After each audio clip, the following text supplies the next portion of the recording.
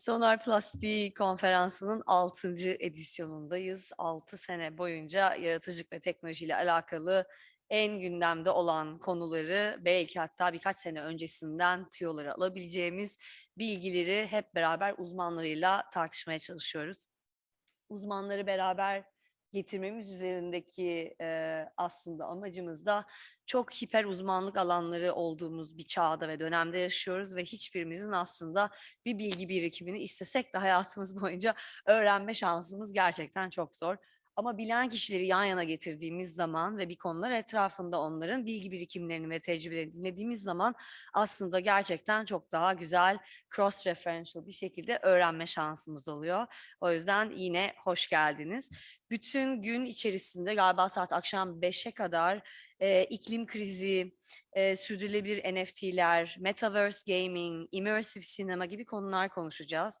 Bunların hepsi işte şu anda içerisinde olduğumuz decentralization, yani merkezsizleşme ve Web3 perspektifinden de biraz ele alacağımız, hani var olan konuların bugünkü geçerliliği ne, yaşadığımız bir pandemi sürecinde nasıl değişiklikler oldu ve ileriye giderken neler bekleyebiliriz üzerine odaklanacağız.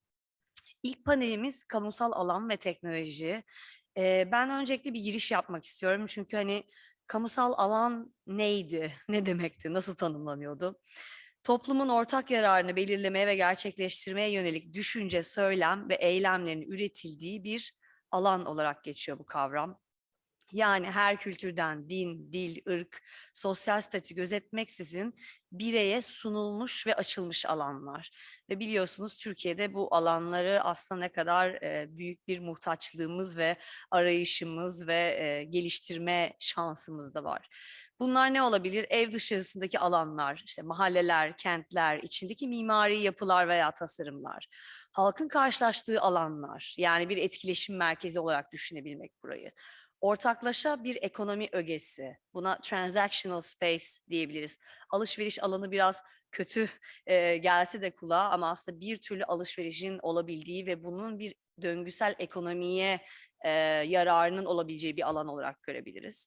Ve benim de en sevdiğim aslında sosyal yönüyle ortak bir dünyanın arabulucusu dediğimiz, birbirine geçirgenlik yaratan bir alan diyebiliriz.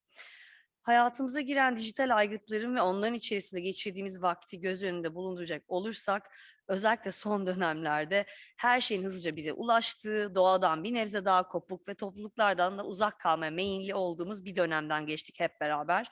Pandemi süreciyle bunun en üst noktasına çıktık. Fiziksel, bedensel ve hareket kabiliyetlerimiz kısıtlandı. Ama bir yandan da networkler ve iletişim sayesinde bizi ayakta ve bağlı tutan dijital teknolojileri çok daha farklı ve yeni amaçlar içinde kullanmaya başladık. Bu dönüşümler acaba bizleri kamu alanlarında farklı kullanmaya itti mi? Biraz buralara bakacağız. Bizi gittikçe bireyselleştirmeye ittiğini düşündüğümüz mecralar, işte bu dijital aygıtlar, neoliberalizm gibi konseptler, acaba mekanlarla örtüşerek bizi yeniden birleştirebiliyor mu? Böyle bir gücü var mı? Sanatın social cohesion, yani sosyal dirayet ve kavuşma alanındaki gücünü, aramızda bir uhu olma halini sadece kültür birikimi olarak değil, ama aslında pandemi içerisinde akıl sağlığımızda oynadığı rolü yeni bir terapi aracı olarak yaratıcılığı eninde sonunda hani hak ettiği takdiri aldığına da şahit olduk. 2,5 sene sadece sanat ve belki yaratıcılık ve onun değişik şekilleriyle hayatta kalarak akıl sağlığını koruyan hep beraber olarak. O yüzden kamu alanlarına entegre olan bu alanları bir aracı yüzey olarak kullanan yerleştirmelerin ve dijital sanat eserlerinde ummadığımız pozitif çıktıları olduğunu görmeye başladık ve bunları biraz daha ölçülendirilebilen, araştırabildiğimiz bir hale geldik. Bugün muhteşem katılımcılarımızlar var ve onlarla beraber kamusal alan ve teknolojide kendi bakış açıları ve yarattıkları üzerinden bunları biraz irdelemeye çalışacağız. Sanatın, sanata ve üretime olan alanın yeni kamu olma şekillerindeki rollere de bakmaya çalışacağız. Herkesi biraz dinleyeceğiz ve en sonda aslında bu yaratılmakta olan ortak dünya yaratımı diyebileceğimiz şeyin en büyük ve fişekleyicisi olan dijital aygıtların bir evren olarak paydaşa dönüşmesiyle beraber fiziksel gerçekliğimiz üzerine ek bir katman olan extended realities diyebileceğimiz, arttırılmış gerçeklikler, gerçeklik ötesi gerçekliklerin eklendiği bir dünyayı da düşündüğümüz zaman, ki buna metaverse demek istemiyorum, kamu olmanın yeniden tanımlanabilebilir mi acaba? Bu tanımlamaya teknoloji üzerinden bakarsak neler göreceğiz? Bedensel deneyimler, duygu durum paylaşımları, nörolojik birleşmeler, sanal kimliklerimiz, bize ait veriler ve ürettiğimiz verilerle beraber aslında kısacası 4. sanayi devrimi ve Web3 dünyasında kamu olmak ne demek diye spekülatif bir yere gideceğiz. Şimdi katılımcılarımızı sahneye davet etmek istiyorum. Hepsini. İlk önce moderatörümüz Bahar Turkay, Hope Alkazar direktörü kendisi ve hepinizin bildiği üzere Nike ile beraber kente ve paylaşılan alanlar ve kolektif üretime gerçekten yepyeni ve heyecanlı bir bakış açısı sunmuş oldular. İkinci katılımcımız Refik Anadol. Bu alanda global öncü isimlerden biri, yapay zeka ve bizim için anlamı üzerine araştırmaları olan, veri kullanımıyla yarattığı heykelleri ve paintingleri aslında bir terminoloji olarak sanat dünyasına kazandırmış biri kendisi. Hoş geldin Refik.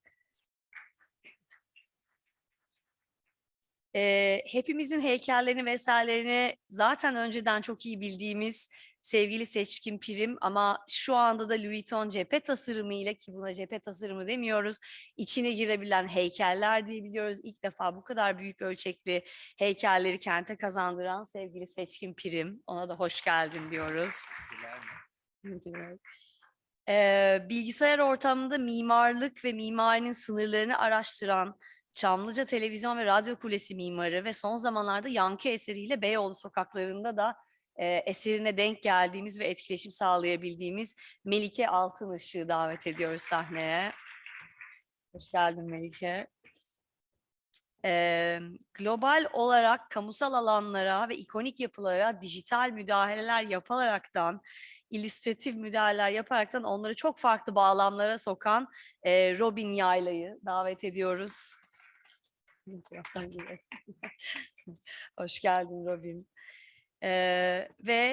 Senelerdir immersive experiences, deneyim tasarımı, sanal gerçeklikler üzerine yaratıcı direktörlük yapan ve belki en son zamanlarda Galata Kulesi'ndeki 3 boyutlu mapping projesiyle sanatı çok daha geniş kitlere ulaştıran Süleyman Yılmaz, Awesome Bros'un kurucu ortaklığından Süleyman Yılmaz'ı davet ediyoruz. Hoş geldin Süleyman. Ben şimdi mikrofonu sevgili Bahar'a devrediyorum. Teşekkürler.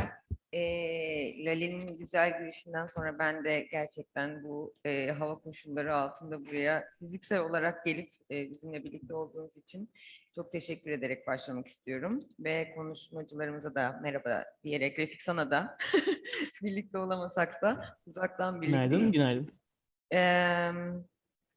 Ben bu oturumdaki en analog kişiyim, onu söyleyebilirim. Bunu söyleyerek başlayabilirim. O yüzden de konunun kamusal alan, teknoloji ve sosyal fayda olduğu bir yerde gerçekten konuşmacılarla çok merak ederek bu konuları biraz detaylandıracağımız ve derinleştireceğimiz için de çok heyecanlıyım.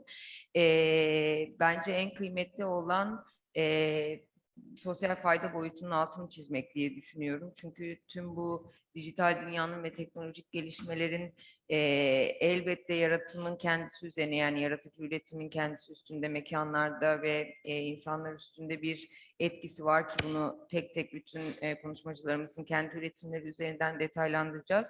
Ama bir taraftan da bunun erişilebilirliği, yaygınlığını arttırmak, etki alanını genişletmek gibi konular var. Biraz onları da konuşmak önemli diye düşünüyorum. Bizim de aslında direktör olduğum Hope Alkazar'da en fazla üstünde durduğumuz konu bu.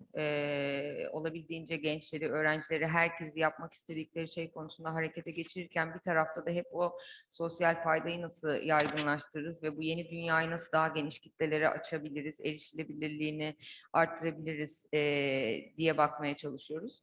Dolayısıyla biraz konuşmayı hep dönüp dolaştırıp bu yaygınlaştırma meselesine getirmek istiyorum aslında tek tek.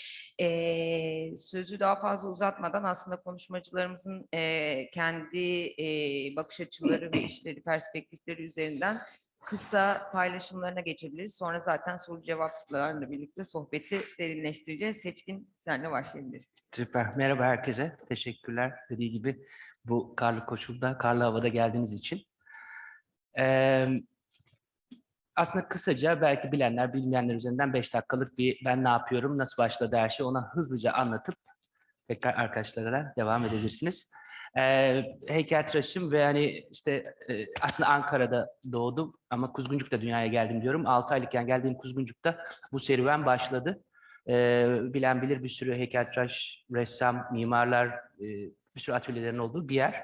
Ya, o gün bugün heykeltıraş olmaya karar vermiştim aslında. Ondan sonra bu süreç orada atölyelerde girip çıkmayla, birazcık çıraklık yapmayla başladı. Dediğim gibi 8-9 yaşlarında girdiğim bir heykeltıraşın atölyesinde çırak olarak böyle bir 18 yaşına kadar devam etti. Ondan sonra da işte İstanbul'da Güzel Sanatlar Lisesi, ondan sonra da tabii ki oradaki bütün ustaların Mimar Sinan mezunu olması ve benim onlara hayranlığım dolayısıyla başka hiçbir üniversite yazmadan Mimar Sinan Üniversitesi'ne giriş ve sonra da heykel bölümünden mezun oluş. Üretim biçimlerim aslında bu bir yandan da dönsün arkada istiyorsanız yaptığım işler değil mi? Son zamanlarda. Üretim biçimlerim aslında şöyle, ilk Güzel Sanatlar Lisesi'nin son dönemi ve üniversitenin başı itibariyle çok merak saldığım Mevlana ve onun kültüründen yola çıkan ve Mesnevi'de okuduğum bir sayfanın içerisindeki bir cümleden başlayan ve neredeyse şu ana kadarki bütün üretim biçimlerimi ve aslında üretim biçimlerinin yanı sıra heykelin alt metni olarak devam eden bir sisteme getirdi. O da birden bütüneydi. Bu Mesnevi'de yazan bu birden bütüne cümlesi dediğim gibi birazcık hem üretimin biçimi haline gelmesini belirledi hem de felsefe olarak aslında altında yatan bütün metinlerin, bütün manifestonun ve söylemlerimin ana cümlesi oldu. Bir yandan da dediğim gibi Kuzguncuk'ta aslında çok bir sürü yani meslek dalından insanla büyümenin verdiği süreçle aslında o dönemden tamamen disiplinler arası çalışma ruhu her zaman bütün kalbimde yer etmişti o zamandan beri. Özellikle tabii ki çok fazla ciddi anlamda önemli mimarlar vardı işte Cengiz Bektaşlar, Nevzat Sayınlar. Bunlarla da büyümüş olmanın verdiği duyguyla hep hayalimde vardı. Bu birden bütüne lafıyla başlayan ama bir günde içine girilebilecek heykeller yapma meselesi vardı. Ve son dönemde aslında hem hayatın bana sunduğu fırsatlar üzerinden hem de aslında yeni yaptığım işler üzerinden böyle bir alan açıldı ve şimdiki hissiyatım ve üzerinde takıldığım meselelerde birazcık içine girilebilen heykeller, birazcık izleyiciyi kendi içine dahil eden, heykelle bütünleşen ve izleyicinin aslında heykelin bir parçası olma haliyle son bulan işler yapmaya doğru döndü. Şimdilik bu şekilde devam ediyor. İnşallah dediğim gibi güzel projeler ve sergilerle de bu seneyi bu şekilde geçireceğim diye düşünüyorum. Buyurunuz efendim. Buyurun. Ben de mi? Peki. O zaman sizden kumandayı rica edeceğim. Merhaba herkese. Öncelikle bu davetiniz için ve hep birlikte bir araya geldiğimiz için çok heyecanlıyım. Yani ben Melike Altınışık. Melike Altınışık mimarlık, Melike Altınışık Architects, MA diye geçiyor. Kurucusuyum. Eğer sunumu alabilirsem oradan size onun eşliğiyle birlikte biraz sesini azaltabilirseniz daha rahat konuşurum. Biz Melike Altınışık Architects MA çatısı altında aslında çeşitli ölçeklerde projeler gerçekleştiriyoruz. Bunlar yeri geliyor bir kule tasarımından aslında bir ürün tasarımına kadar çeşitlilik gösterebiliyor. Çalışmalarımızda doğa yani mimarlığı öyle bir yerde tutuyoruz ki doğa ve teknoloji arasında insana dokunan tasarımlar gerçekleştirmeye çalışıyoruz. Bunu yaparken teknoloji bizim için en önemli araçlardan birini ister istemez temsil ediyor. Disiplinler arası çalışmak, biraz önce Seçkin Bey'in de bahsettiği gibi aslında burada en önemli anahtar noktalarından birini oluşturuyor. Şu an İstanbul'da ve Seul'de ofislerimiz var, Güney Kore'de. Bundan biraz sonra da hani az da olsa bahsediyor olacağım. Çünkü bu hem ölçekler arası çalışma hali hem de mimarlığı farklı dünya coğrafyasında farklı yerlerde geliştirme durumu bizim uzmanlığımızı da zaman içerisinde elbette geliştirdi. Hani şu an MAA'yı özellikle İstanbul'da birçoğunuz Çamlıca Kulesi vesilesiyle tanıyorsunuz ama işin özünde yani bizim şunu sizlere aktarmayı çok istiyorum. İçinde bulunduğumuz dönemde hani metodolojik olarak olaya baktığımızda aslında öyle bir dünyada yaşıyoruz ki verilerin, bilginin çok önemli olduğu bir dünya içerisindeyiz ve bu dünyada işin özünde akıllı, yani genellikle böyle mimarlık ortamında en çok duyulan konulardan biri akıllı kentlerden bahsedilir ama onun olabilmesi için öncelikle akıllı tasarım metodolojilerinin gelişiyor olması, bunların yapı bağlamında da ilerliyor olması, yapım metodolojileri bağlamında çok önemlidir. Bugün aslında 2000'lerden bu yana hep birlikte bu dijital dönüşümle birlikte ister istemez analog teknolojilere ek olarak dijital teknolojilerin de devreye girmesiyle tasarlama yöntemlerimizi, iletişim kurma yöntemlerimizi geliştirdik. Farklı disiplinlerden, mimari bağlamda bunu konuşursam, farklı disiplinlerden aldığımız bilgileri amacının dışında kullanarak aslında çok daha geniş ölçekli tasarımlar yapabilecek hale geldik. Bir yandan beyaz kağıtta eskizle başlayan sürecimiz artık siyah ekranlarda kodlar yazarak, kendi yazılımlarımızı üreterek, çeşitli programların artık bizim günlük hayatımızda da en yakın dostumuz haline geldiği bir dünyada yaşıyoruz ve bu sürekli evrimleşiyor. Artık o iki boyutlu bilgisayar ortamlarındaki dünyayı, hani bugün de konuşacağız, bambaşka bir sanal ortamda hatta içinde var olabildiğimiz bir dünyada gerçekleştirmeye başlayabiliyoruz. Bu bilgi akışının hani güçlü olarak ilerlediği, hani içinde bulunduğumuz bu dünya kapsamında bir yandan baktığınızda verilerle çok haşır neşir bir şekilde ilerleyen bir yapımız söz konusu. MAA yapısı altında da. Bilgi bizim için her şeyin odağında. İstanbul'da 369 metre boyunca yükselen bizim önemli projelerimizden biri olan İstanbul Radyo Televizyon Kulesi'nin de tasarım sürecinde aslında biz o bölgedeki en önemli verilerden biri olan, çünkü mimaride bir binayı tasarlarken iki tane çok kritik konu vardır mühendisleri de ilgilendiren. Biri deprem verisidir, diğeri ise rüzgar verisidir.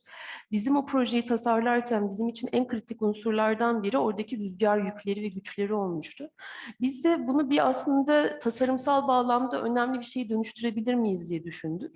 Ve onunla birlikte bütün rüzgar analizlerini toplayıp oradaki formun oluşumunda o verileri oradaki amorf formun elde edilmesinde aslında kullanmıştık. Bir yandan baktığınızda Asya'ya bakan yüzü başka, Avrupa'ya bakan yüzü başka ve içinde bulunduğu, yani kullandığı bütün algoritmaları ve veriyi mimarlık aracılığıyla bizim dondurduğumuz mimari nesneleri dönüştürme şansını elde edebiliyor olmuştuk. Ve diyelim kendini inşa eden bir yapım süreci de vardı onun, ama yani inşa etmesi şu şekildeydi. Yani kule parçalar halinde tamamen ezber bozan bir yapım metodolojisiyle inşa edilmişti. Ve bunu yaparken yukarıdan aşağıya bir yapma yöntemi kullandık biz orada. 3 katlı bloklar halinde kulenin önce ana gövdesini inşa ettikten sonra onları dibinde inşa edip yukarıya doğru kaldırmıştık.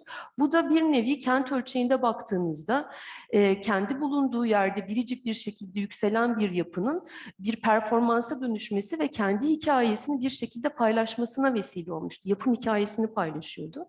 Bu daha sonra bizi Seul'de, şu an Güney Kore'de yapımı yeni başlamış olan Robot ve Yapay Zeka Müzesi projesinin kapılarını açtı bizim için. Uluslararası bir yarışmaydı. Orada birincilik elde ettik. Ve orada da müze hikayesini oluştururken aslında biz şöyle bir sözle yola çıktık. Dedik ki yani bu robotların ve teknolojisinin müzesi olacaksa aslında içinde sadece bunu sergilememeli. Hikayesini daha yapım aşamasında başlatmalı ve orada mimari kendi, yani kamusal alanda mimari kendi bilgisini paylaşabiliyor olmalıydı.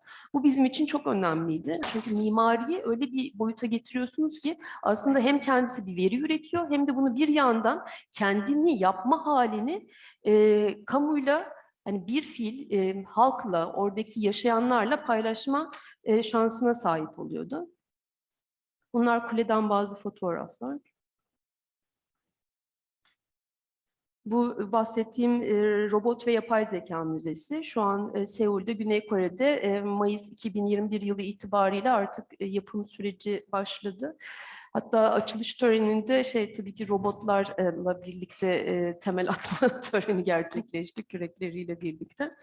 Bizim için çok heyecan verici projelerimizden biri oluyor. Bunu oynattı. Bu da Yankı projesi. Leli'nin de biraz önce paylaştığı üzere. Bu da bizim göz bebeklerimizden biri. Aslında bir enstelasyon çalışması. Yakın dönemde Beyoğlu'nda Galata Kulesi'nin orada gerçekleştirdik. Matbah Emini Hasan Ağa Çeşmesi var orada. Unutulmuş çeşmelerden tarihi dokuda biri. Biz aslında bu çalışmayla onun yankısını, 500 yıllık sessizliğini bir aracı olmaya çalıştık. Yankı adını verdiğimiz bu enstelasyon çalışmasını yaptık. Aslen enstelasyonun ana amacı Beyoğlu Işık Yolu sergisi kapsamında gerçekleşiyordu. Ve bu çeşmenin hikayesini ve yankısını, çünkü unutulmuş bir haldeydi. Bu bir nevi kimilerine göre aslında yankı taneleri, kimilerine göre su taneleri, kimilerine göre nar taneleri.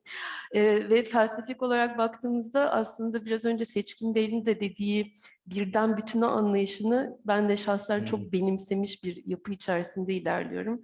Binbirlerin olduğu, sadece birlerin değil, binbir çeşitliliğin olduğu bir dünyayı yaratmak ve onun içerisinde tasarımlar yapıp bunu bireylerle paylaşmak ve onları da dahil edebilmek süreci bizim için önem taşıyor. Şimdilik bütün sorusallarla birlikte teşekkür ederim. Hepiniz hoş geldiniz. Ben Robin Yayla. Dijital illüstrasyonlar yapıyorum. Sesim şu an geliyor sanırım.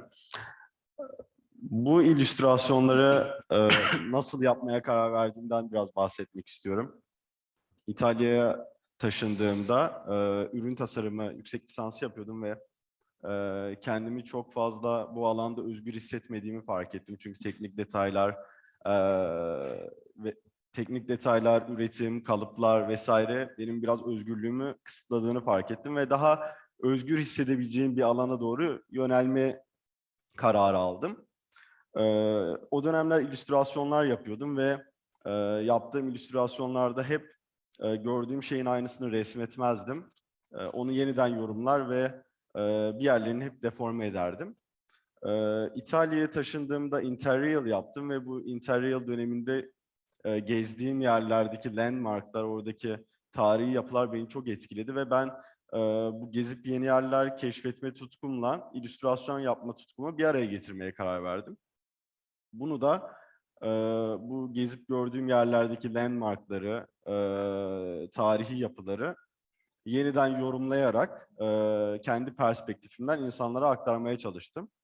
Bunu yaparken benim en temel motivasyonum insanların yüzünde tebessüm yaratmaktır. Çünkü günümüzde gerek pandemi olsun, gerek diğer problemler olsun, gelecek kaygıları olsun vesaire insanlar çok gergin ve ben bu çalışmalarla bir nebze insanların yüzünü güldürmeyi amaçladım. Ve bununla beraber artık sürekli görmeye alışık olduğumuz yapılar ve bir yerden sonra bu yapıları göremez hale geldik. Çünkü her gün önünden geçtiğimiz o tarihi yapıları bir yerden sonra görmemeye başladık.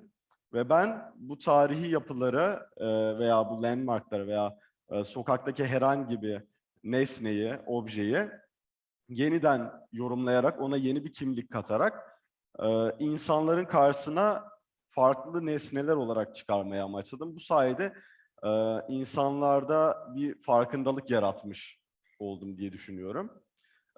Aslında buna bu karara şuradan vardım. Çok güzel manzaralı bir evde oturan bir arkadaşım. Bir yerden sonra o manzarada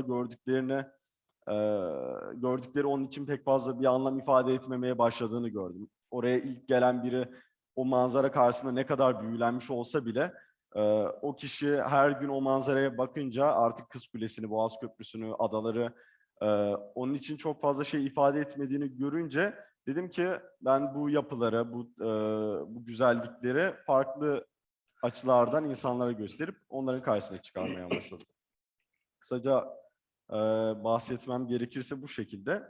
Kimi zaman da eğlenceli çalışmaların yanı sıra gündelik hayatta yaşadığımız bazı problemleri de kendi perspektifimden insanlara aktarmaya amaçladım. Çünkü evet, sosyal medyada bir sürü paylaşım vesaire oluyor ama ben olaya yine kendi açımdan bakarak insanların aklına nasıl daha rahat kazıyabilirim diye düşünerek bazen gündemdeki olaylarla alakalı da çalışmalar yapmaya başladım.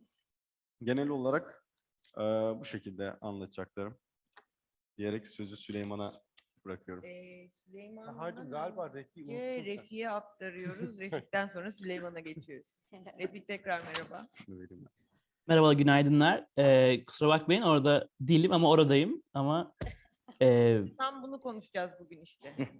evet, umarım herkes iyidir, sağlıklar, keyifler yerindedir. Ben de yolculuğuma sanırım 2008 yılı gibi üretim yapmaya fark ettiğimi, bilinçli bir şekilde başladığımı düşünüyorum. 2008 yılında Bilgi Üniversitesi VCD bölümünde yüksek lisansımdan bir sene önce sanırım ilk defa bir yazılım sayesinde bir sensörle bir bilgisayarın ve insanın aslında arasındaki ilişkinin çok enteresan şekilde programlanabildiğini fark etmiştim. Hatta çok hatırlıyorum, 3 kişilik bir dersimiz vardı. Koray Tahiroğlu diye bir hocamız Aalto Üniversitesi'nden gelmişti ve dersi 3 kişi alıyordu sadece ve bunlardan biri de bendim ve bu derste galiba veri resmi kelimesini ve arkasında aslında insan, makine ve mekan arasındaki ilişkiler üzerine hayaller kurmaya başladım. Ama yolculuğumda en çok belki de temel noktasını korumaya çalıştığım şey sanatın herkese, her yaşa ve her kültüre olabilme ihtimali. Bu da aslında çok kabaca acaba bir evrensel bir dil üretebilme ihtimali ve bunun da çevresinde aslında teknolojinin, estetiğin ve hepimizin kaygıları olan geleceğe dair yeni bir deneyim dünyasını hayal etme ile başladı. Mimari her zaman hemen hemen ortasındaydı hayalin. Yani iç dış mekan ya da herhangi bir mimari yüzeyin, mimari fikrin kanvas olabilme hikayesi hep heyecanlandırıyordu. Daha sonra verinin mekanlaşması, verinin forma dönüşebilmesi ya da aslında verinin bir hatıra biçimi olduğunu aldıktan sonra ve yolda daha sonra yapay zekanın da dahil olmasıyla hayallerimi büyütmeye çalıştım, değiştirmeye çalıştım. Tek başıma değilim, bir ekibim var. 15 kişiyiz, 15 dil konuşuyoruz ve 10 ülkeyi temsil ediyoruz. Çok uluslu ve çok kültürlü bir yapıda, çok disiplinler arasında hayal kurmaya çalışıyoruz. Yaklaşık şu an 18 işimiz kalıcı bir şekilde bilişimi içinde barındırıyor. Genelde ışığı materyal olarak kullanan kanvaslar, LED teknolojisi, projeksiyon ya da farklı gösterim biçimleriyle veri heykelleri, resimleri ve mimari boyutta, mimari ölçekte heykeller ve deneyimler tasarlıyoruz. Ama tabii ki bu pandemi dönemiyle beraber içi henüz tam dolmamış olsa da Metaverse kelimesiyle tabii ki derdimiz var. Çok da minnettarım çünkü bu geçtiğimiz 2 yıl benim gibi birçok dijital sanatçı için hayalleri ilk başta fiziksel olmayan insanlar için muazzam bir hayat değiştiren bir fırsat yarattı. Ve bu fırsatın içinde olan biri olarak da bugün bu keyifli sohbet içerisinde yaşadıklarımı, gördüklerimi ve beraber düşünecek herhangi bir formülü üretmek için buradayım. Sevgiler, selamlar dilerim. Teşekkür ederiz Refik ve Süleyman, sendeyiz. Merhabalar herkese. Ben Süleyman Yılmaz. Öncelikle hepinize bu saatte, bu havada geldiğiniz için çok teşekkür ediyorum. Sanırım en merak ettiğiniz konu kamusal alan ve teknoloji.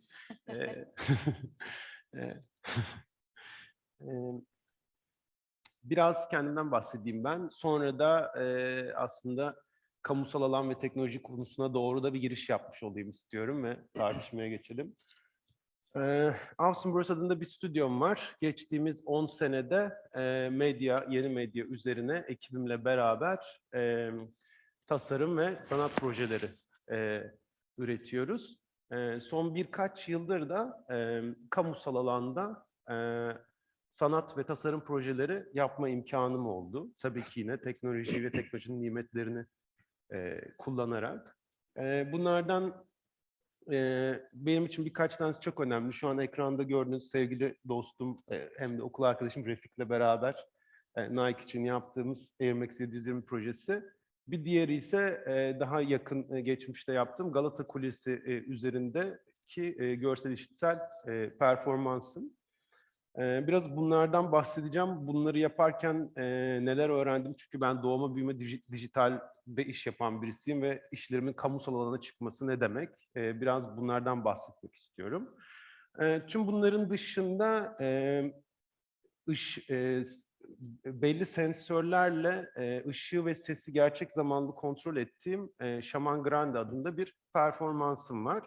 Burada da kişisel olarak performanslar yapıyorum. Şimdi biraz bu son dönemki Galata Kulesi projesinden bahsetmek istiyorum. Hem sürecinden hem de dijital bir sanatçının kamusal alanda kendine yer bulmasını ifade ediyor. Buradan neler öğrendim? Çok kısa bunlardan bahsedip kamusal alan ve teknoloji konusuna geçiş yaparız diye düşünüyorum. Proje bize Kültür Bakanlığı üzerinden geldi ve Galata Kulesi üzerinde görsel işitsel bir performans yapmamız istendi. Tarih 10 Kasım'da, konu Atatürk'tü. Proje kamusal alanda yapılacaktı ve ulusal kanallarda canlı yayınlanacaktı.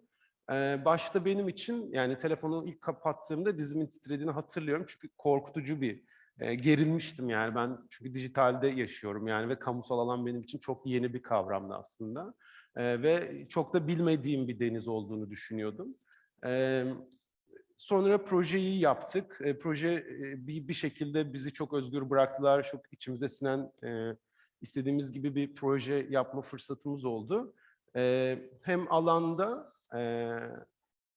orada yani Galata Meydanı'nda, hem de sonrasında işi dijitalde yayınladığımızda dijitalde çok güzel tepkiler aldık. Ve aslında yani işi dijitalde de yayınladıktan sonra şöyle bir farkındalığım oldu. Kamusal alanlarla, yani ben aslında dijital alanda doğma büyüme, orada üretim yapan birisiyim. Ama dijital alanlarla kamusal alanlar arasında çıplak gözle çok da görülemeyen ama bir yandan da çok bariz bir bağlam olduğunu fark ettim. O da şu, yani böyle çok sessiz ama bariz bir bağlam var bence. Aslında dijital alanlarda, kamusal alanlarda erişilebilirlik anlamında, herkese aynı mesafede olma anlamında çok hemzemin konular olduğunu fark ettim bu projeyle beraber ve o baştaki kamusal alan korkumu biraz yenmeye başladım ve kamusal alanda daha çok iş yapabileceğimi fark ettim. Nasıl ki mesela siz özellikle bunu pandemi döneminde ben Londra'da yaşıyordum ve böyle gezmek, gitmek istediğim bir sürü galeri, bir sürü sergi vardı ama bir anda hepsi kapandı bunların. Ve gidemedim. Elimde koca bir listeyle kalmıştım. Sonra sadece kamusal alandaki işleri görebileceğimi fark ettim ve kamusal sanat işlerini gezdim. Sonra ve dijitaldekileri gezdim. Aslında bu bağlamda da yine ikisi aslında kendi bu anlamda kanıtlamış oldu. Yani ikisi de erişilebilirlik anlamında, herkese aynı mesafe olma anlamında çok eşit konulardı. Peki yani bu farkındalığı edindikten sonra da şöyle düşünmeye başlıyorsunuz. Peki bu erişilebilirlik sanat için ne anlama geliyor? Nasıl bir etkisi var sanata vesaire gibi düşünmeye başlamıştım. Ki yine Galata projesinde de aslında bunu çok net fark etmiştim. Kamusal alanda bir iş yayınladığınız zaman, bir iş yaptığınız zaman gerçekten çok farklı sosyokültürel çevrelerden, çok farklı yaşlardan, çok farklı coğrafyalardan insanların işinizi şu anda da gördüğünüz gibi aynı anda deneyimlemesi, aynı duyguyu yaşaması çok çok kritik bir şey bence ve buna totalde aslında bir sosyal bütünleşme etkisi diyebiliriz ya da yanlış olmaz sosyal bütünleşme demiş olursak diye düşünüyorum. Ve yani dijital bir artist olarak aynı anda bir sürü insanın, teknolojiyi kullanan birisi olarak aynı anda bir sürü insanın gözünün dolduğunu görmek benim için çok ilginçti. Bunu gerçekten sadece kamusal alandaki işlerle yapabiliriz herhalde diye düşünüyorum. Böyle bir gücü var. Tabii ki yine kamusal alanda iş yapmanın motivasyonları yani saymakla bitmez diye düşünüyorum. Bu sosyal bütünleşme, kentsel estetiğe inanılmaz bir faydası var. Var olduğu bölgeye inanılmaz ekonomik girdiler yaratması vesaire gibi faydaları var. Bunları saymakla bitmez diye düşünüyorum. Ve sanırım sunumun sonuna geliyorum. İnanılmaz bir timing gerçekten. Tam logoya geldi. Çok da güzel bir yerden bıraktın aslında çünkü bu yani kamusal alan ve dijital alan olarak tarif ettiğin şey kamusal alan zaten çok hepimizin bildiği gibi böyle tartışmalı sınırları kapsamı hep çok tartışılan bir şey. Bir de bunun üstüne dijital alanı konuşmaya başladık. Ben o yüzden aslında insanın girebildiği her yer diye tarif etmeyi daha çok seviyorum ki şimdi bunu hani bu girilebilen yerleri sadece fiziksel olarak değil daha zihinsel olarak girilebilen yerler olarak da genişletiyoruz.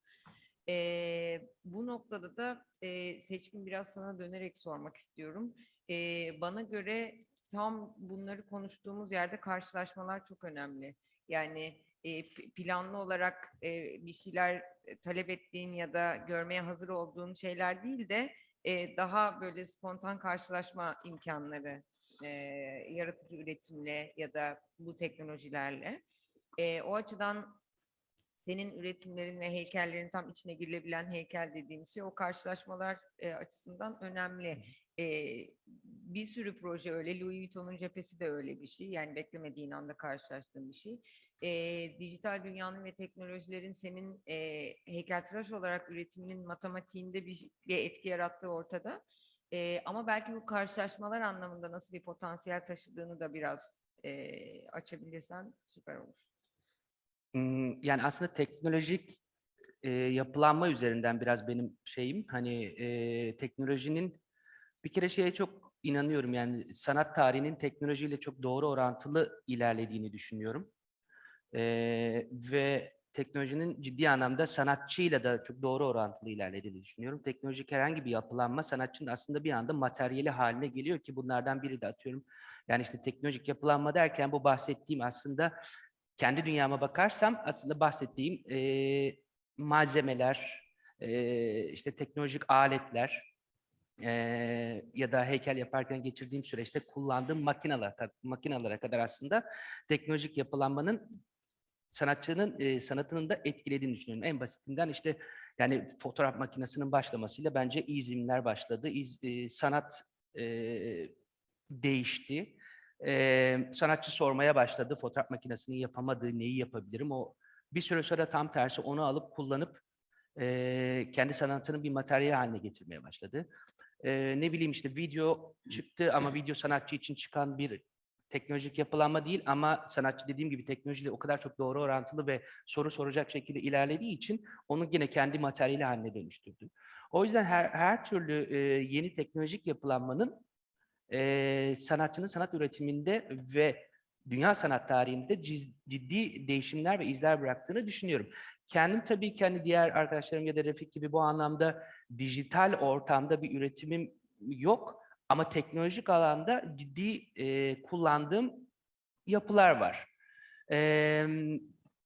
Sonuçta daha dijital dünya üzerinden çok var olan mekanda iş yaptığım için heykel olarak teknolojiyi bu anlamda kullanmayı seviyorum. Özellikle kendi hayatımda de çok fazla teknolojik yapıyla ilgilendiğim ve merak ettiğim için doğal olarak bunların işlerime yansıması da kaçınılmaz. Orada bir tek hep şeyi düşünüyorum. Yani hani bu teknolojik yapılanmanın sadece her şeyi aynı potada göstermemeye başlamasına çok dikkat ediyorum. Yani herhangi bir teknolojik gelişim olduğu sürece ve sanatçı farklı disiplinlerden sanatçılar o teknolojik yapıyı kullandığı zaman sonuçların aynı olmamasının çok önemli olduğunu düşünüyorum.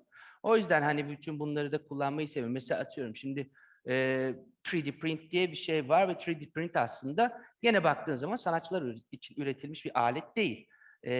Bambaşka mecralar, bambaşka alanlar için üretilmiş bir şey. Ama 3D print'i gene kendi alanında bir üretim ve sunum materyali olarak kullanmaya başlayan bir sürü sanatçı da var. Orada yine belki bir zamanında fotoğraf makinesi için sorulan sorunun şu anda 3D print makineler için sanatçılar tarafından sorulması da benim çok böyle önü açık, challenge bir duruma ve sanatçıyı çok zorlayıcı bir şeye getirdiğini düşünüyorum. O da şu, evet şimdi bir zamanda söylemişlerdi işte 3D print çıktı, heykel bitti. Niye işte heykeltıraş artık ne bileyim zamanda şey de yaptılar bu 3D printle işte Michelangelo'nun Davut'un aynısını yonttular taştan. Canım Michelangelo o zaman belki 5 senede bitirdiği şeyi 6 ayda bitirdiler, koydular neredeyse birebir aynı. O zaman şu cümle ortaya çıkmıştı. Heykel sanatı bitti o zaman. Tam tersi bence daha yeni başlığı oluyor o zaman. Çünkü şu soruyu soruyorum. Hani demek ki işte fotoğraf makinesinde sorduğu gibi sanatçının ya 3D print okey ben bunu alıp sanatım içerisinde bir materyal olarak kullanabilirim. Ama onun yapamadığı ve düşünemediği neyi yapabilir mi? Sormaya başlıyorum. O yüzden de bu bana tam tersi böyle bir şeyin bitmesi değil yeni bir başlangıç gibi geliyor her türlü teknolojik üretim. Yine ben mesela işte işlerimin birçoğunu keserken, biçerken lazer makinesi diye bir şey kullanıyorum. Lazer makinesi atıyorum yine sanatçılar için çıkmış bir şey değil. Tekstilde kalıp yapmak için üretilmiş bir makine. Ama ben bu makineyi kendi üretim sistemimde nasıl kullanabilirim, nasıl verimli hale getirebilirim üzerinden alıyorum, kullanmaya başlıyorum. Hatta çok komik, bir kere makine bozuldu, bunu tamir edecek işte yani satın aldığımız adamı çağırdık. Abi dedi sen tekstilci misin dedi. Yok dedim, heykeltıraşım ben. Allah Allah bizim makineyle ne yapıyorsun ki dedi. Gösterdim işte o kağıt işlerini. Bak bunları yapıyorum, bunları kesiyorum. Vay be bizim makine mi yapıyor bunları dedi. Yok dedim yani sizin makineyle ben yapıyorum yani. Ondan sonra çünkü hani makinenin aslında nasıl kullanıp kendi sanatım üzerinde onu nasıl evirebileceğini görmek bana çok heyecan veriyor. O yüzden dediğim gibi olabildiğince teknolojiyi bu anlamda hem üretim biçimimde hem sanatsal... bunu da şuna da getirmemek lazım. En son hani uzatmadan onu söyleyeyim. Genelde teknolojik kullanımların eseri değersizleştirdiği üzerinden bir mantalite var. Yani hani sanatçı birebir esere müdahale etmiyorsa ve bunu bir teknolojik araçla ortaya çıkarıyorsa o elle yapmasından daha değersizmiş gibi geliyor. Makine Yine bu kullanmış. He? Makine Tabii. kullanmış. Şöyle bir tane örnek var. Ona bayılıyorum anlatmaya. İlk kağıt işleri yaptık falan böyle bir işte bir sergi yaptım. Çok böyle acayip kağıt kestiğim bir iş vardı. Yani böyle hakikaten bir işte böyle 100.000'e yakın kağıt var böyle kesilmiş ve bir bütünü oluşturuyor böyle. Bir tane işte izleyici geldi böyle ya dedi Seçkin Bey dedi bayılıyorum dedi bu işleriniz dedi. Nasıl bir emek nasıl bir sınır herhalde dedi 1,5 senede falan kesmişsinizdir bu kağıtları. Yani bir de dedi elle nasıl bu kadar düzgün kesiyorsunuz dedi. Ben dedim ki yani evet uzun sürdü yapması ama elle kesmedim dedim. Lazer makinesiyle kullandım dedim. Gitti. Böyle yaptı. Yapma ya dedi. Tamam mı? Ya bir anda sanki şey hani o onun için çöp oldu yani işi değersizleştirdi gibi. Tabii ki böyle bir algı yok. Ben genelde evet işlerimi direkt müdahale ederek ve birebir üzerinde çalışıyorum her bir işin ama aradaki süreci hızlandırmak için teknolojik aletleri tabii ki kullanıyorum. Bunun için de hep şunu söylüyorum aslında. Evet bu işi elle kesebilirsin. Belki o teknolojik aletle kestiğin oranda aynı güzellikte ve aynı sonuçta da kesebilirsin. Sonuçta iş aynı çıkacak ve ara süreçte spontan bir değişime uğramayacaksa bu kadar zamanı harcamaya ne gerek var? O kadar zamanı yeni bir üretim ve yeni bir düşünce biçimi olarak kullanırım. O zaman artık geldiğimiz dünya içinde önemli bir algı olduğu için o zamanı kazanmak adına teknolojik yapılanmaları sonuç değişmeyecekse kullanmayı tercih ediyorum. Dediğim gibi ben şimdi spontan bir şekilde mermer yontan bir sanatçı olsaydım hani ne yaparsınız? Mermer yontarsınız. Kafanızda bir şeyle başlarsınız. Oradan mermerin bir kısmı kırılır. Dersiniz ki ah burası kırıldı şuradan devam edeyim falan. Benim üretim sistemim öyle değil. Ben başından sonuna kadar neyi yapacağımı biliyorum. Arada herhangi bir değişikliğe uğramıyor. O yüzden dediğim gibi o süreçte başı ve sonu belli olan bir yapıtın nasıl üretildiği ile alakalı çok bir dert olduğunu ve ya da bunun teknolojik yapılarla ortaya çıkmasının onu değersizleştirdiğini tabii ki de düşünüyorum. Buradan Melike'ye geçiyorum. Seçkin teknolojiyi, teknolojik altyapıları ve sistemleri kendi üretimi için nasıl kullandığını anlattı. Ben dijitali sana soracağım. Aslında kafamdaki plan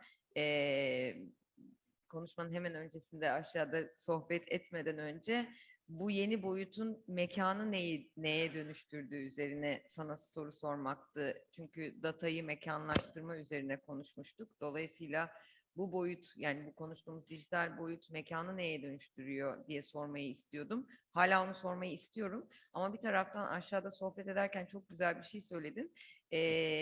Artık senin de tasarım sürecini mimar olarak senin de tasarlamanı değiştiriyor. Hatta çok güzel anlattın. Bedenimi kullanarak Hı hı. tasarım yapıyorum diye. Biraz onu burada hem mekanı neye dönüştürdüğünü açarken senin nasıl tasarladığını da anlatarak bahsedersen çok iyi olur. Peki. Yani şöyle yapalım. Seçkin Bey'in biraz önce bıraktığı yerden başlayarak ilerleyeyim. Çünkü hani sizin uğraştığınız ölçekle ve hani makine ölçeğiyle uğraşarak Seçkin Bey'in tariflediği aslında süreç tasarımı ve o sürecin tasarlanma hali, tasarım teorisinin hani oradan başlayarak biz de aslında çok benzer şeyleri yapıyoruz ama mimari ölçekte yapıyoruz. Bunu yaparken hani bizim mekanı oluşturma halimizde somutlaşmaya başladığı yerde aslında Seçkin Bey'in yöntemleri bizde de devreye giriyor.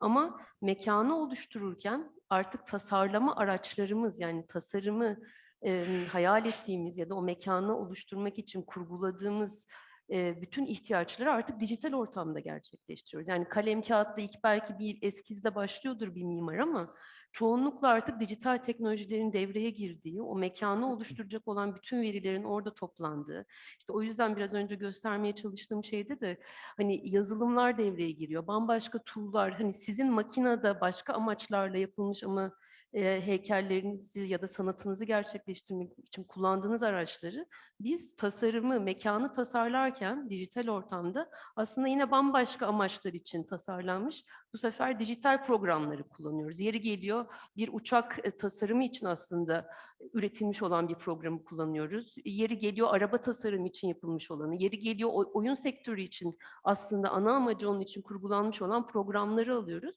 ve amacının dışında kullanarak bu sefer ondan mekan üretmeye çalışıyoruz. Yani bir yapı üretmeye çalışıyoruz. Yapı bilgisini bir araya getirmeye çalışıyoruz ama bunlar çoğu zaman baktığınızda hani neye ihtiyacınız var? Ana tasarım problemine ihtiyacınız var. O tasarım problemiyle birlikte bir yandan o bilgisayar programlarını kullanıyorsunuz. Onları iki boyutlu bir düzlemde yapıyorsunuz. Yani şu an 2000'li yıllardan bugüne kadar çoğunlukla bu şekilde gerçekleşti. Ama senin tam dediğin noktada beni şimdi en çok heyecanlandıran kısım bu son bir yıl içerisinde özellikle daha çok gündeme gelmeye başladı. Çünkü yaygınlaşmaya başladı. Yani nedir o? Artık biz o sanal dünyanın içerisine bağlanıp orada da tasarım gerçekleştirebiliyoruz. Yani nedir tasarımdan kastım? Yani mimari ölçekte konuşuyorum. Diyelim ki bir yapı tasarlayacaksınız. Yani bir müze projesi de olabilir, bir ev projesi de olabilir. Aslında bir ürün de olabilir. Artık çünkü bir yandan da ölçekler arası hani bireyler öyle bir hani hiyerarşik düzende değişmeye başladığı için hani bugün sanatçı olan biri bana göre yakın zamanda mimari sorumluluklar da üstlenebiliyor olacak. Hani o durum ya da bir mimar hani disiplinler arası çalışmanın ya da disiplinlerin birbirine erimesinin durumu da orada ortaya çıkmaya başlayacak. Çünkü araçlar o kadar zenginleşip o kadar çok bilgi yüklenmeye başlıyor ki yani kullandığınız araçlar. Ama araca siz kendi tasarım verinizi nasıl katıyorsunuz? Kendi yaratıcılığınızla, felsefenizle, bakış açınızla onu farklılaştırıyorsunuz. Yoksa tool aynı tool, bıçak aynı bıçak, lazer aynı lazer ya da hani orada üçüncü boyutta kullandığınız işte yazılım programı aynı yazılım programı. Yani bu şey gibi oluyor bana göre. Herkesin önüne bir beyaz kağıt verin, kalem verin, aynı tool'lar ama yaptığı şeyi nasıl farklılaştırıyor? Oraya kattığı düşünceyle, felsefesiyle ve yapım şeyiyle. Bu üçüncü boyutta içine girebildiğimiz evren, senin biraz önce hani konuyu açtığın kısım ise gerçekten benim en heyecanlandığım kısımlardan biri. Nedir? Artık o mouse ve ekranla kurduğumuz ilişki başka bir dünyaya evriliyor. Ben hatta şey diyorum yani hani yakın bir dönem yani yaklaşık 5-10 yıllık bir süreç içerisinde hani herkese tasarımcı olmasa bile hani bir dünyanın içerisinde hani şu hareketle küçülüp büyütebildiğiniz, ilişkiler kurabildiğiniz bir düzen vardı. Şimdi o girdiğimiz ortamda hani bir fiil bedeninle birlikte tasarım yapabiliyorsun. Yani eskizi boşlukta, havada yapabiliyorsun. Yani bu benim için çok heyecan verici bir durum. Bir yandan artık modellemeyi de o girdiğiniz, bağlandığınız dünyanın içerisinde tabii ki geliştirilen yine yazılım programlarıyla birlikte giriyorsunuz.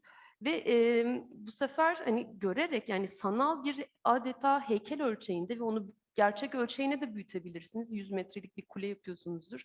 Ya da onu öyle bir ölçekler arası o dünyanın içerisinde öyle bir oynayabiliyorsunuz ki hani bunlar bana çok heyecan verici geliyor. Çünkü yeni iletişim, üretme ve birlikte üretme yönlerini de açıyor. Yerden bağımsız diyelim biz Refik'le oraya bağlanıp birlikte bir tasarımı aynı anda yapabileceksek bu yani olabilecek olasılıkların, bilgi paylaşımının önünü nasıl açacağının ve işte o yerden bağımsız olarak da birlikte üretmenin bence çok önemli bir girişimi ve bizi bekliyor. Daha gelişim aşamasında tabii ki bunların daha ileriye gitmesi için altyapıların, ona göre programların vesaire gelişmesi gerekiyor.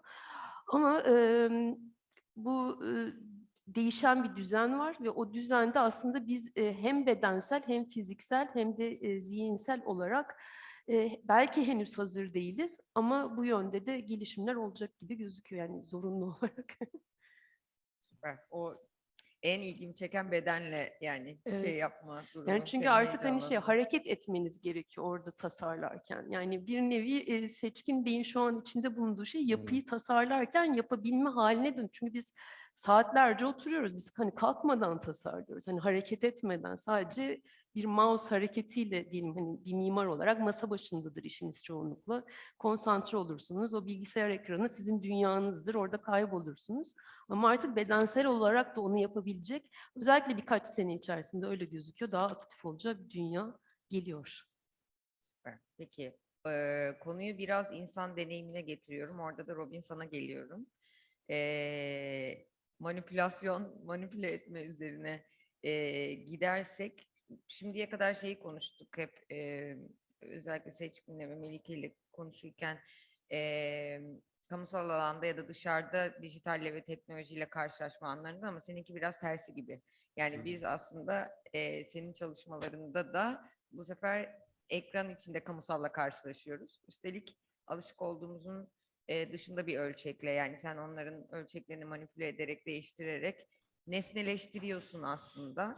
Ve bir anda farklı şekilde karşımıza çıkıyor. Bu olan halleriyle ilgili bir farkındalık da yaratıyor olabilir ya da onları bambaşka düşünmekle ilgili bir yola da sokuyor olabilir gören kişiyi. Sence bu nereye doğru gider?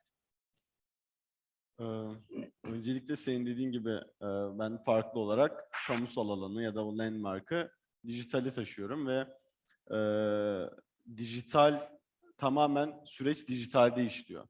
Önce fotoğrafını çekiyorum, sonrasında onu dijitale aktarıp tablet yardımıyla zihnimdeki fikri dijitalde o yapıyı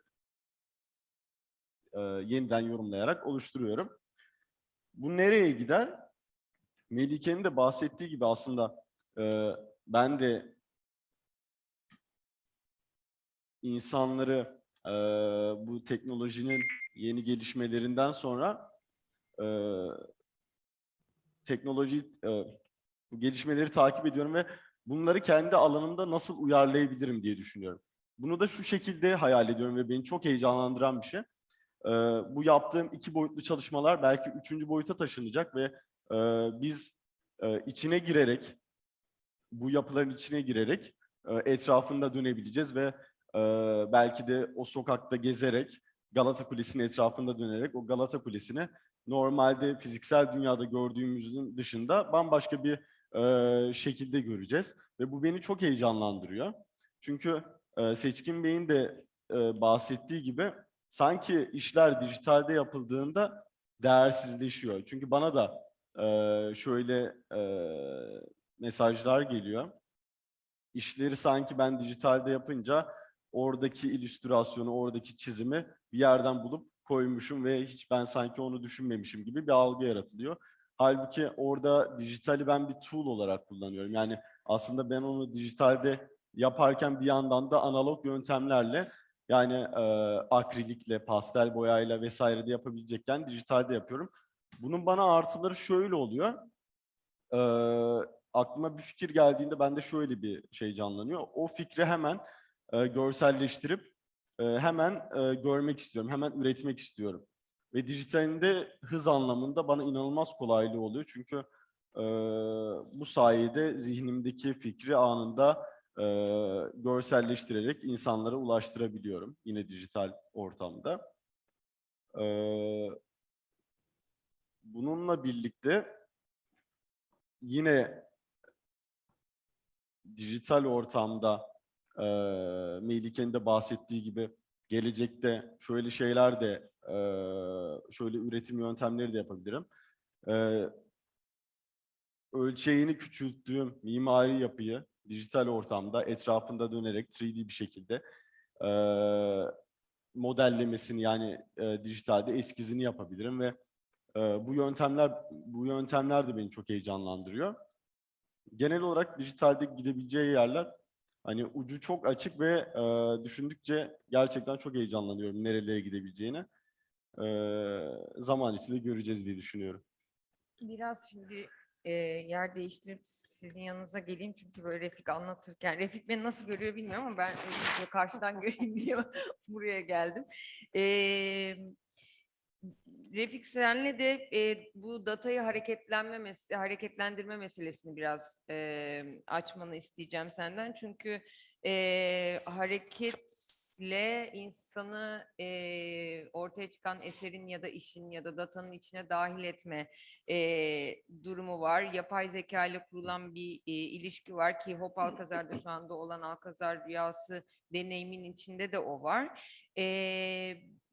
Girişte konuşmanda bahsettiğin evrensel bir dil üretebilme ihtimalinin bir adımı olarak nasıl değerlendiriyorsun? Bu insanın data hareketlendirmesinin içine girmesi ve orada kendine bir alan bulmasını.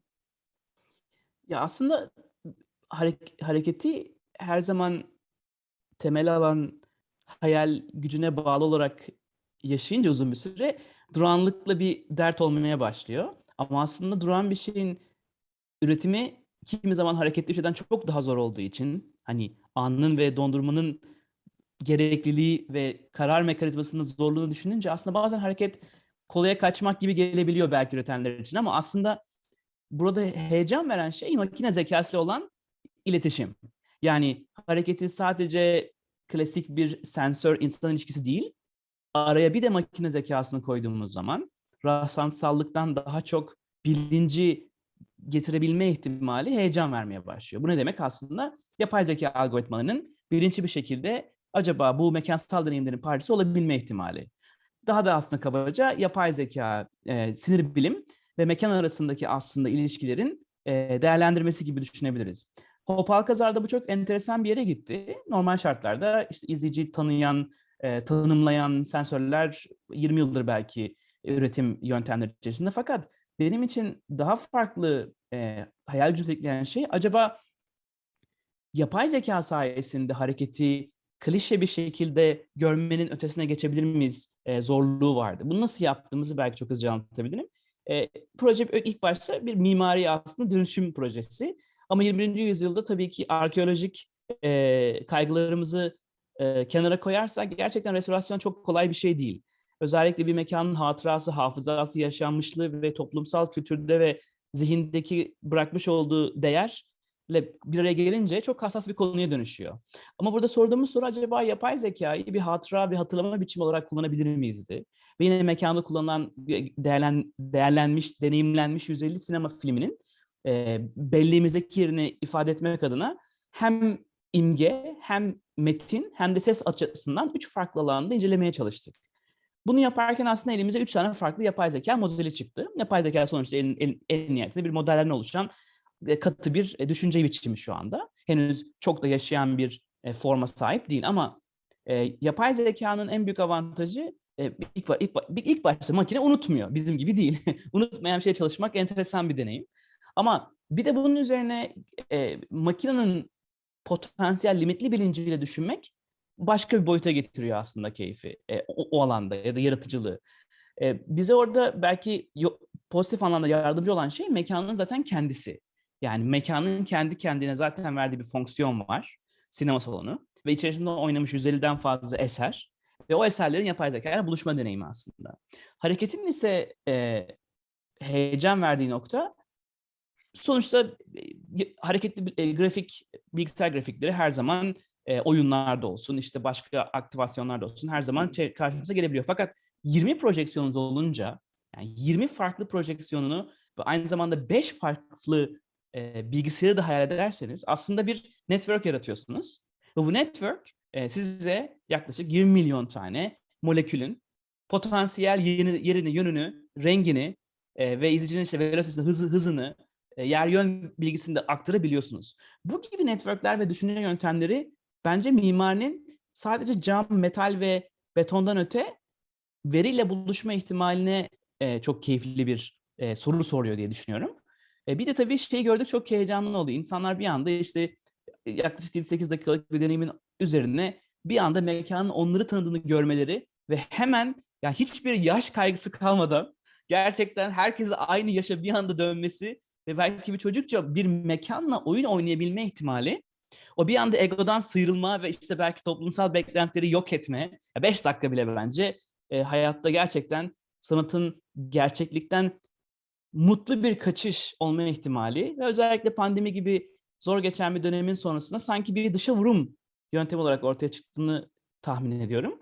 Ve bunun hiçbir şekilde bir kültürü, bir yaşı, bir arka planı yok. Yani sanatın aslında, hatta belki de bu metaverse kavramını ya da Web3 dünyası bize getirdiği şey, artık biz insandan öte İngilizce'de being deniyor ya. Yani kim olduğumuzun pek bir önemi yok artık.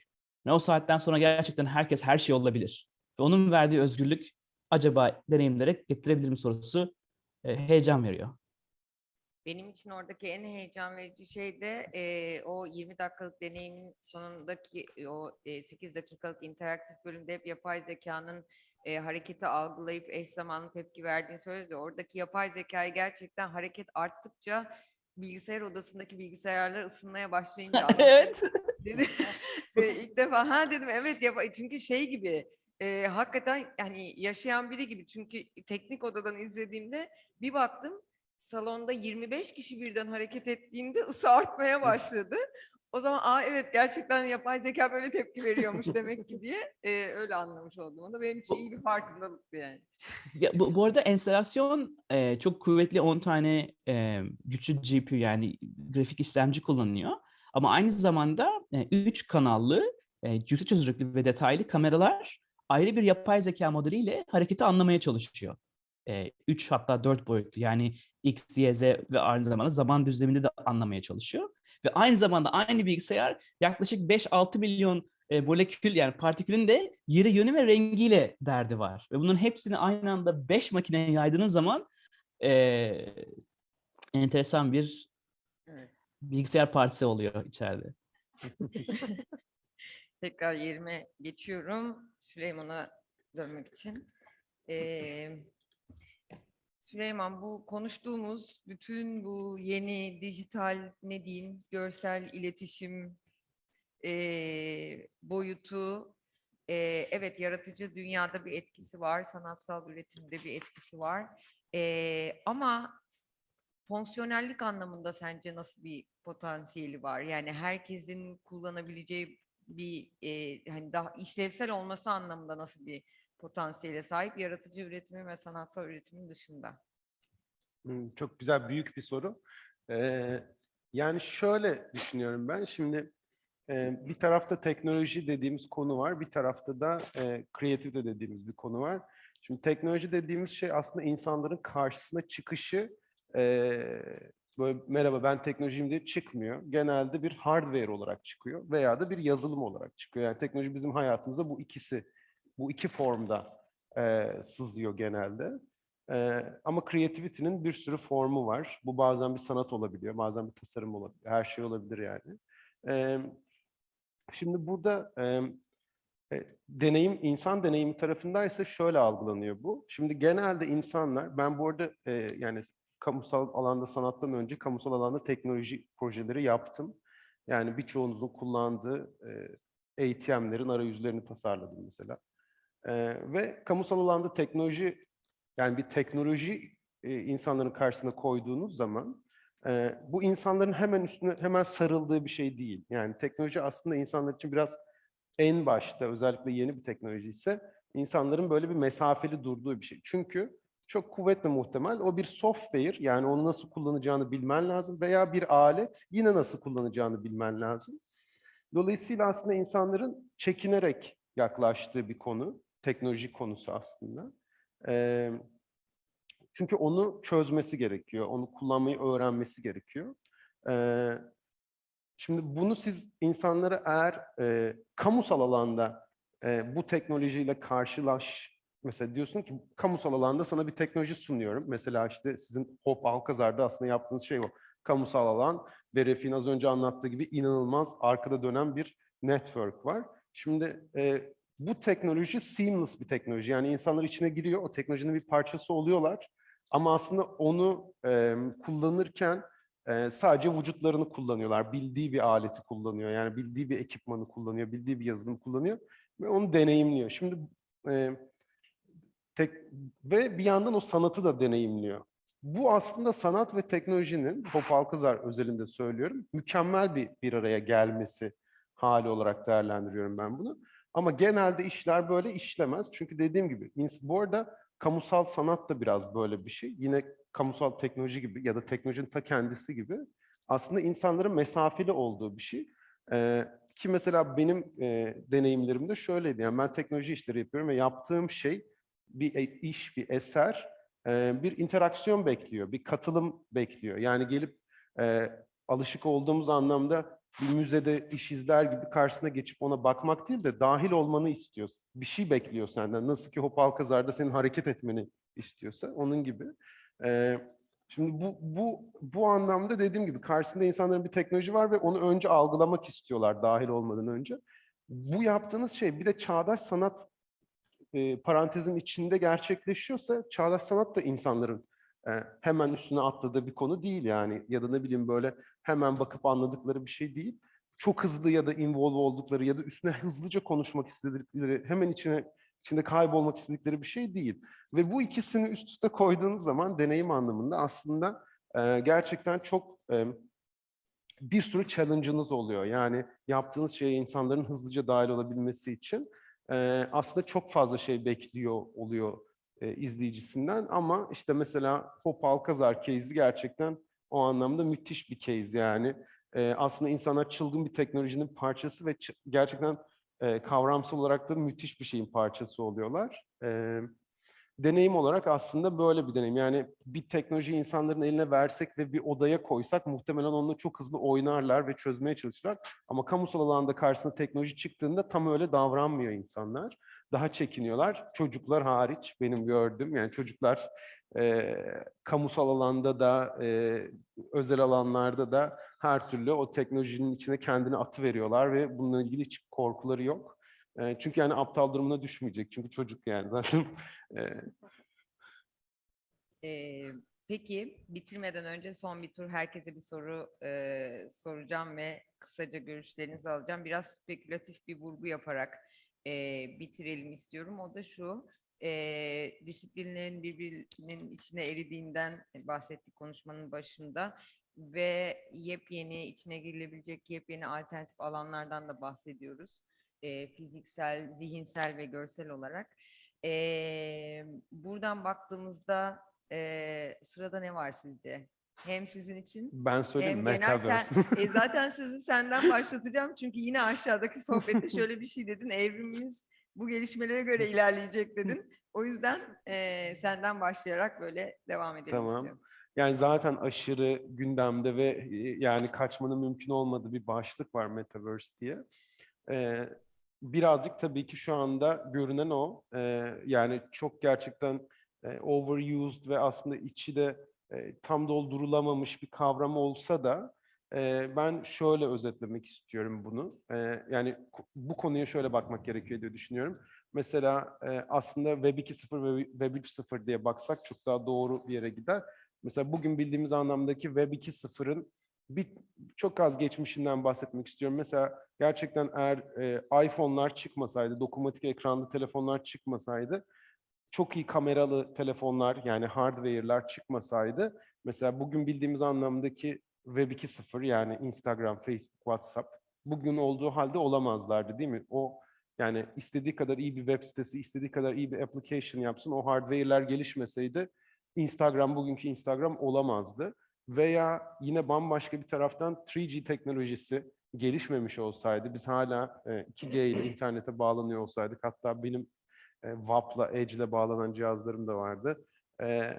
3G teknolojisi gelişmemiş olsaydı Web 2.0 dediğimiz şey bugünkü haline gelemezdi. Biz yani şu anda mobil bir şekilde video upload ediyoruz. Bu 20 sene önce mümkün değildi. Tıpkı bunun gibi bir sürü teknolojinin aynı anda gelişmesine muhtaç bir konu bu Metaverse dediğimiz konu. Yani bir yandan şu anda işte 5G teknolojisi önümüzde, onun belli bir noktaya gelmesi gerekiyor. Tıpkı Web 2.0'daki hardware'ler nasıl development'lar yaptılar ve işte bu boyutlara ve bu güce geldiler. Şu andaki VR cihazlarımızın da hardware anlamında o güce ve o mobilliğe gelmesi gerekiyor olacak. Yine aynı şekilde bir sürü paralel teknolojiye ihtiyacı olacak. Yani blockchain'in üstünde bir sürü development'a ihtiyacımız var. AI tarafında bir sürü ihtiyacımız olacak. Yani mesela Metaverse'e girdiğimizde herkes kendi dilinde konuşsun. Yani niye ben İngilizce konuşayım ki, değil mi? Yani ve bir AI da bunu bizim için çevirsin yani. Anlatabiliyor muyum? Dolayısıyla yani bu hani AI'ın da gerçekten çok gelişmesi gerekecek. Ve bir yandan da bunlar, yani tüm bu teknolojik development'lar aynı anda gelişip bir noktaya geldiğinde Web 3.0 dediğimiz resmi biz belki deneyimliyor olacağız. Peki insani boyutta şunu sormak istiyorum. İnsan boyutunda insani değil, insan boyutunda şunu sormak istiyorum. Aşağıda çok güzel tarif etmiştin ya, o benim kafamda şu anda bir soru işareti oluşturdu. Yani görsel gittikçe yaklaşıyor Evet. ya insana. Yani sinema, Evet, yani televizyon, telefon, VR. evet, yani Sonra o nereye gidiyor? zahiri görüntüyle insan gözü arasındaki tarihsel ilişki gerçekten dediğin gibi belli bir vektörde ilerliyor. Yani sinemada 60 metreydi, işte ev televizyonları 10 metre, bilgisayarlar 1 metre, cep telefonları 50 santim, VR şu an burada. Ve nereye gitmek istediği çok belli yani görüntünün bence. İçimize girmek istiyor ya da biz onun içine gireceğiz yani. Ee, Dolayısıyla hani bu saatten sonra bir anda vektörünü değiştirip bambaşka bir yola doğru gitmeyecek. Biz gerçekten o dijitalin içine girmek istiyoruz ya da dijital bizim içimize girmek istiyor. Dediğim gibi ama bunların bu olacak, yani bundan kaçamayacağız bana sorarsanız. Yani ben 10 yıl önce gerçekten ya da değil mi, ben 10 yaşındayken televizyona yakından bakma deniyordu. Yani ben şu an şurada bir ekranlı saatlerimi geçiriyorum yani hani, ve aynı insan olarak tabii ki yani bu development'tan kaçışımız yok bana sorarsanız. Yani bu ki total bütün investment'ları yapılan şu andaki bütün girişimleri düşünürsek öyle bir yerde olacağız. Çok daha immersive bir bana sorarsanız teknoloji deneyimi olacak. Gerçekten içine gireceğiz ve orada olacağız ve tabii ki bu yani şu an mesela çok uzak bir gelecek gibi görünüyor ama yani atıyorum 3 sene önce hiç kimse Zoom'da toplantı yapmıyordu, değil mi? Maalesef. Evet, ama bir kriz, yani bir krizde teknolojiler hayatımıza çok daha hızlı giriyorlar ve bütün teknoloji firmaları artık bunun farkında. Yani bir kriz olduğunda teknoloji endüstrisi hızlanıyor. Önümüzde de eksik olmasın bir sürü çok güzel krizimiz var. Dolayısıyla bu teknolojiler hayatımıza sandığımızdan çok daha hızlı girebilir.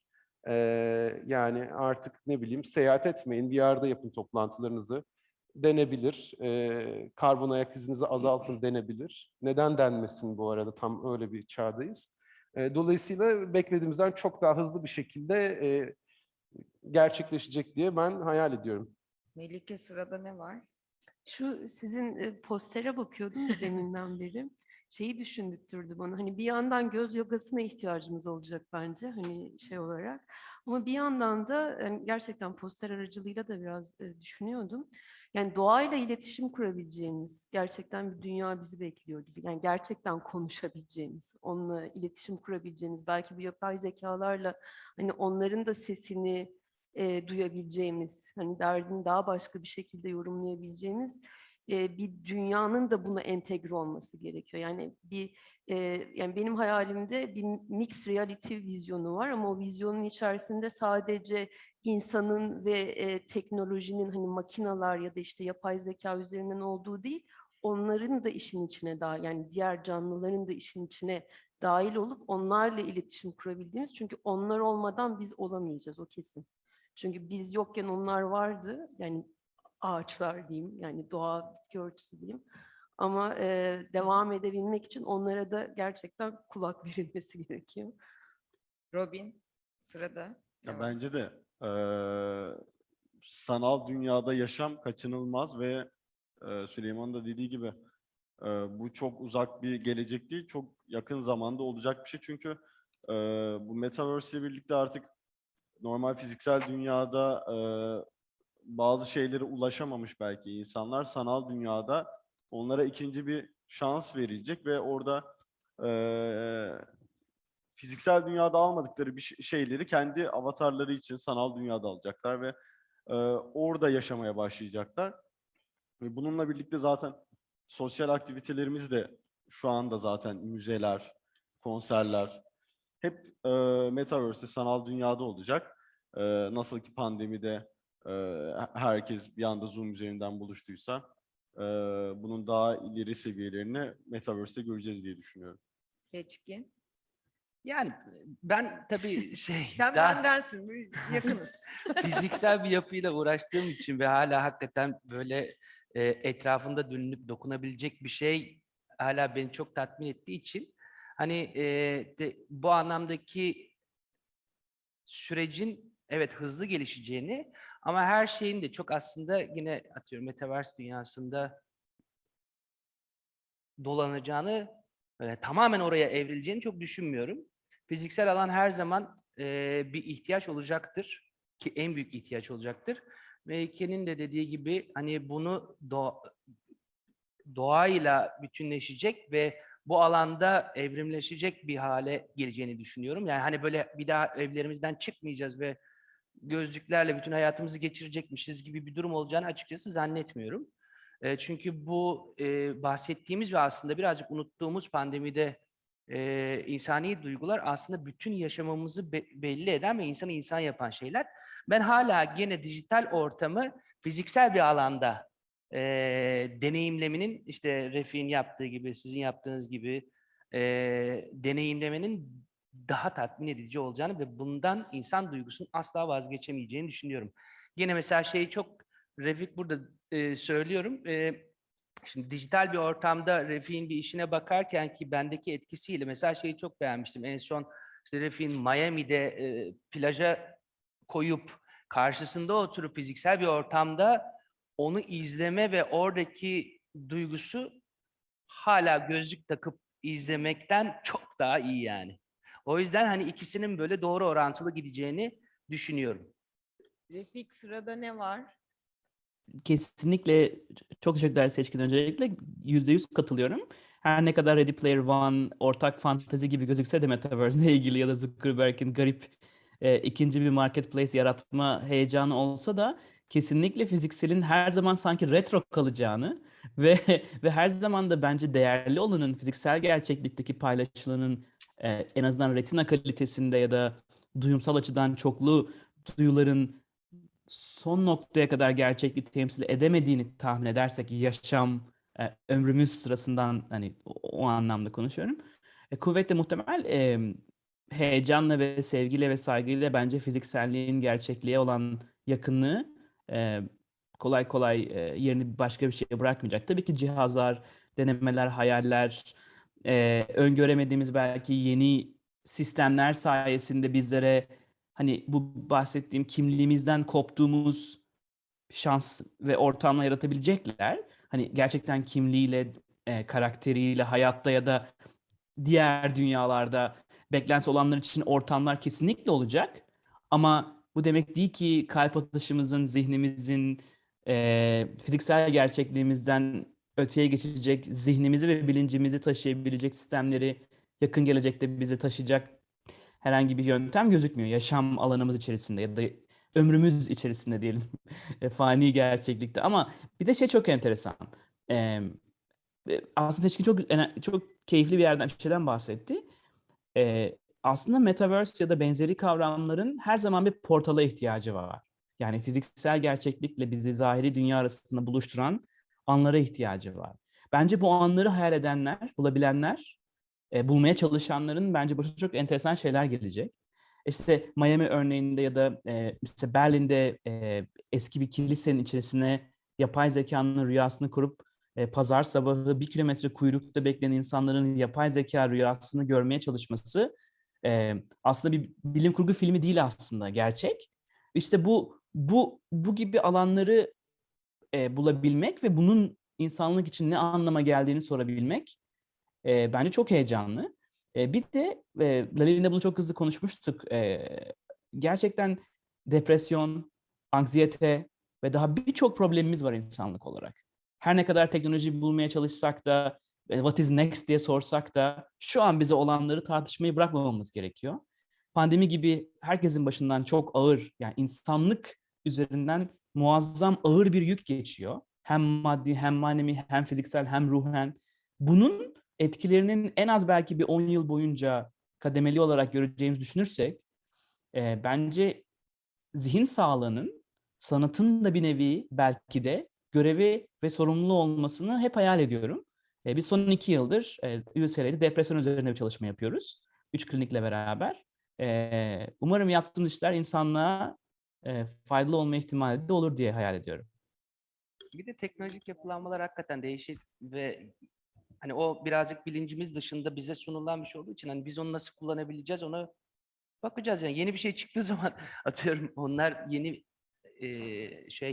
yazılımlar çıktığı zaman seviniyor. Ben yeni bir tane matkap çıktığı zaman seviniyorum işte. Düşünecek çok şey çıktı. Çok teşekkür ederim herkese. Öncelikle bu kadar düşünecek çok şey çıkardığınız için konuşa ve geldiğiniz için size de tekrar teşekkür ederiz burada olduğunuz için. Evet, bütün katılımcılara değerli görüşleri için teşekkür ediyoruz.